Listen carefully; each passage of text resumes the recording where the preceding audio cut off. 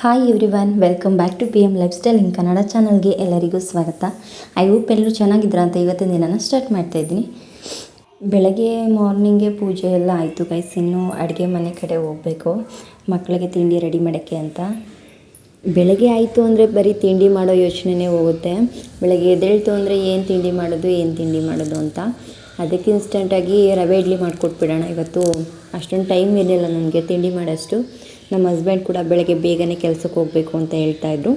ಅದಕ್ಕೆ ರವೆ ಇಡ್ಲಿ ಮಾಡಿಕೊಟ್ಬಿಡೋಣ, ಅದ್ರ ಜೊತೆ ಆಲೂ ಪಲ್ಯ ಚಟ್ನಿ ಮಾಡ್ಕೊಳ್ಳೋಣ ಅಂದ್ಬಿಟ್ಟು ರವೆನ ಚೆನ್ನಾಗಿ ಹುರ್ಕೊಳ್ತಾ ಇದ್ದೀನಿ 1-2 ನಿಮಿಷ.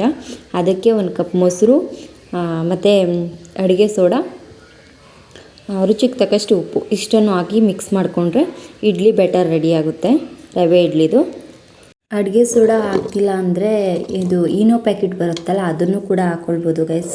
ತುಂಬಾ ಚೆನ್ನಾಗಿ ಆಗುತ್ತೆ ಇಡ್ಲಿ ಬೆಟರು.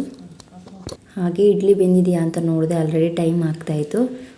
ಬೆಂದಿತ್ತು. ಅದನ್ನು ಕೂಡ ಎಲ್ಲರಿಗೂ ತಿಂಡಿಗೆ ಹಾಕ್ಕೊಟ್ಟೆ. ಎಲ್ಲರೂ ಕೂಡ ತಿಂದ್ಕೊಂಡು ಮಕ್ಕಳು ಸ್ಕೂಲ್ಗೆ ಹೊರಟರು, ಹಸ್ಬೆಂಡ್ ಕೆಲ್ಸಕ್ಕೆ ಹೋದರು. ನಿನ್ನೆ ಬರಬೇಕಾದ್ರೆ ಊರಿಂದ ಒಂದಷ್ಟು ಫ್ರೂಟ್ಸ್ ಐಟಮ್ನ ತಗೊಂಡು ಬಂದಿದ್ದೆ.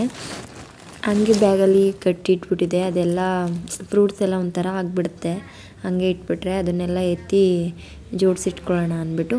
ಮತ್ತು ಒಂದಷ್ಟು ನೇರಳೆ ಹಣ್ಣು, ಬೆಟ್ಟದ ನೆಲ್ಲಿಕಾಯಿ ಅಂತಾರಲ್ಲ ಅದು, ಮತ್ತು ಒಂದು ಪಪ್ಪಾಯ ಕೂಡ ಇತ್ತು. ಒಂದು 4-5 ಹಲಸಿನ ಹಣ್ಣಿತ್ತು. ನಾನು ಒಂದು ಪುಟಾಣಿದು ಒಂದೇ ಒಂದು ತಗೊಂಡು ಬಂದು ನೆಕ್ಸ್ಟ್ ಟೈಮ್ ಬಂದಾಗ ತಗೊಂಡು ಹೋಗ್ತೀನಿ. ಏನು ಸುಮ್ಮನೆ ಎಲ್ಲ ತಗೊಂಡು ಬರೋಕ್ಕಾಗಲ್ಲ ಬೈಕಲ್ಲಿ ಬರಬೇಕಾದ್ರೆ ಅಂತ. ನೇರಳೆ ಹಣ್ಣಂತೂ ತುಂಬಾ ಸ್ವೀಟಾಗಿತ್ತು ಗೈಸ್. ಜಮ್ ನೇರಳೆ ಅಂತಾರಲ್ಲ ಆ ಥರ ನೇರಳೆ ಹಣ್ಣು ಅದು. ಪಪಾಯ ಅಂತೂ ಮರದಲ್ಲೇ ಹಣ್ಣಾಗ್ಬಿಟ್ಟಿತ್ತು ಗೈಸ್. ಕಿತ್ಕೊಳ್ಳುವಾಗ ಒಂಥರ ಕಲರ್ಫುಲ್ಲಾಗಿ ಕಾಣ್ತಾ ಇತ್ತು. ಮತ್ತು ಹಲಸಿನ ಹಣ್ಣು ಅದು ಇನ್ನೊಂದು 2 ದಿನದಲ್ಲಿ ಹಣ್ಣಾಗುತ್ತೆ. ಘಮ ಬಂದಾಗ ಕಟ್ ಮಾಡಿದ್ರಾಯಿತು.